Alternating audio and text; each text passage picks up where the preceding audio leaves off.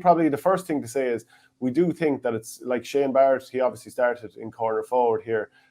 We have him here alongside Nash at the moment. But I think based on what we're talking about so far, we do think that Kingston is going to play in his position. Is it fair enough? Yeah.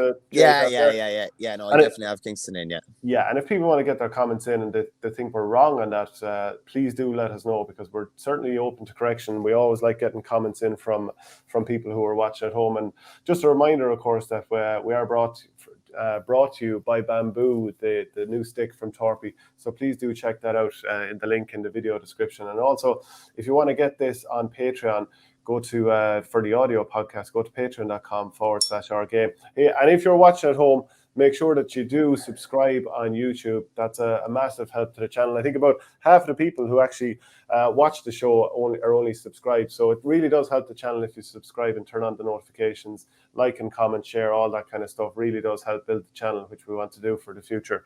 So this is now what we're expecting the two teams to be coming into the All-Ireland. Just a quick one for you, Shane, on Kingston. Whatever about him starting or not, will he be named to start?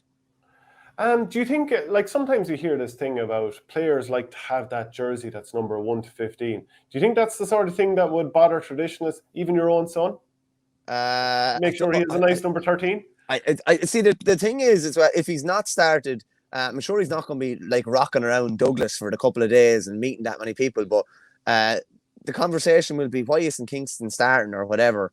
But he could be starting. I just think it's going to be interesting to see whether he is named or not, because essentially the whole narrative on Friday night when the team is named is going to be Shane Kingston has been rewarded for his performance, or Kieran Kingston has kept faith with the 15. Like, that's the conversation what it's going to be. And I just wonder, like, if he's named to start, he surely starts. But if he's not, if he's not named to start, I just think it's fascinating. Really, it's the psychology of it all. So no matter what, he's starting anyway. That's what you're thinking. Yeah, I think so, yeah. Unless there's an injury. As I said, there could be injuries. So, I mean, a lot of this is based on everyone being fully okay for the game. So I think just in general, this is more or less how we think it's going to line up. And we'll sort of adjust the positions a little bit. Now, I think Darragh Fitzgibbon could easily play midfield, and he's definitely hurt teams from there, including, like, he was quite good against Limerick in the Munster semi-final, but he started midfield the last day out, and Conor Cahalane played. I'm going to adjust the teams just a little bit here based on what we've seen the last couple of games and how I think it will go. I think Robbie O'Flynn will go to the far side. Just put the screen back up there, Shane. Oh, apologies, yeah. Just going to adjust it here, yeah. So I have Conor Cahalane moved out to midfield. I have Darragh Fitzgibbon right wing forward where he was the last day.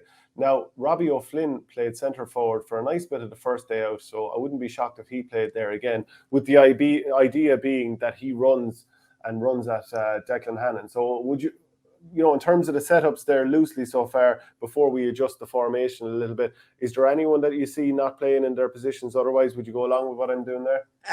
Yeah, position-wise, I don't expect, like, that's a traditional kind of setup. I would expect Darragh Fitzgibbon to slip out, so I think it will move. I don't think Fitzgibbon and Hayes is necessarily a matchup. I don't think it will be a matchup.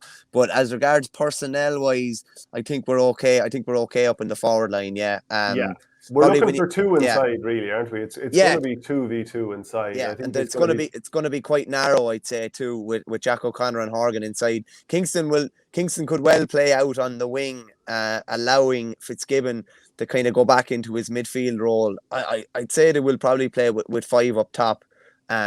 The reason it didn't work as much the last day against Limerick is because they went too long, particularly in the latter stages. So I think they've probably learned their lesson. And while it looks like, when you look at their formation there, even up front, it maybe looks like they're a bit light. But you have to imagine, like, Luke Meade will be bursting through when they have the ball. Fitzgibbon will be bursting through when they have the ball. Cahalane will be bursting through when they have the ball. So they will have a lot of runners when they have the ball. The last thing they need to do is the thing they don't need to do is to be launching this long ball down on top of. Like, if you look at, you've O'Connor and Horgan inside, and you've 4 Limerick defenders essentially looking after them and taking care of them. So they need to keep playing the ball through the hand like they have been doing. Yeah, I think it's going to match up a little bit like this. Now, I think Nash, as we saw against Tipperary, and we've seen in other days, he's happy enough to kind of sweep around there. He's been a forward in a previous life. He's also played wing back as well. It's not going to be too much of a bother to him. But this is the way I'm sort of moving now. I think Robbie O'Flynn is going to play somewhere in the half forward line. Look, they're all going to swap along at different stages. Kingston might be out on the wing as he was. Like when you watch back the Munster final, did you see him out there on the right wing a nice bit? Or yeah, he spent most of his time out in the wing. Yeah.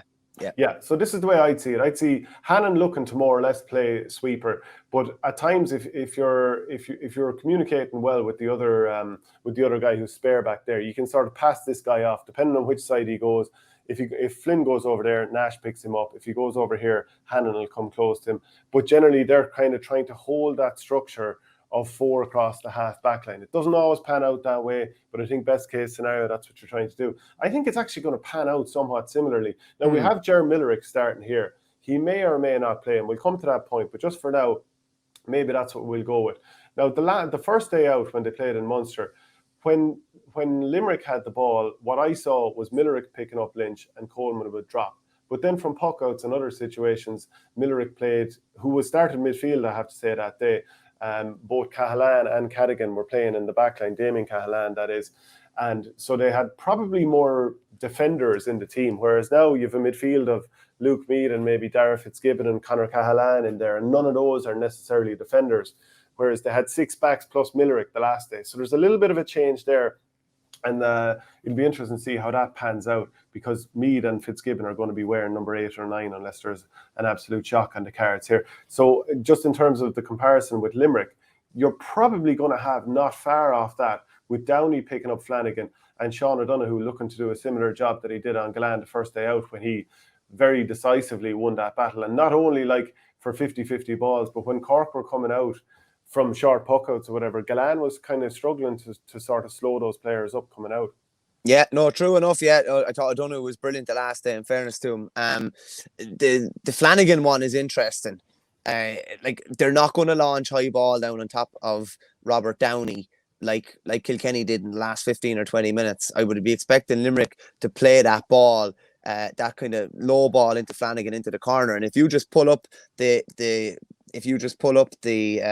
team sheets again there, I wouldn't be a bit surprised if, particularly down that right flank of the defence, I don't know if it'll be Ger Miller or whether it'll be Owen Cadigan, but if you're moving them closer into that kind of right channel, Ger Mellerick up a small bit into that right channel, essentially back maybe 5 or 10 yards behind the 45 and blocking off that ball, that's almost the Limerick out ball into that corner. Something similar to what Pádraig Mannion did in last year's All-Ireland semi-final. He essentially played back, and when Limerick looked up, like, how many times has Kyle Hayes hit that diagonal ball across into that free space? He does it the whole time. And it's essentially, that's the wing that they really go for. So I do think Cork potentially could drop someone back into that space to cut off that ball. And like Galan and Flanagan do quite similar things on the ball. They both like to usually, if the option is there for them, they will both turn onto their left. They will both kind of loop around and throw it over the bar. Yeah, but it's just going to be interesting with Downey. Like Downey likes maybe more direct ball in, and likes those 50-50 exchanges. He's very good in the air. But I don't think he's going to get too many of them, and I think Limerick will have. They'll be playing to their strengths anyway, but they will have looked at the damage Billy Ryan did when low ball came in. Join the OurGame Supporters Club at Patreon for €5 per month to get audio podcasts of the Hurling and Football Show and much more exclusive material.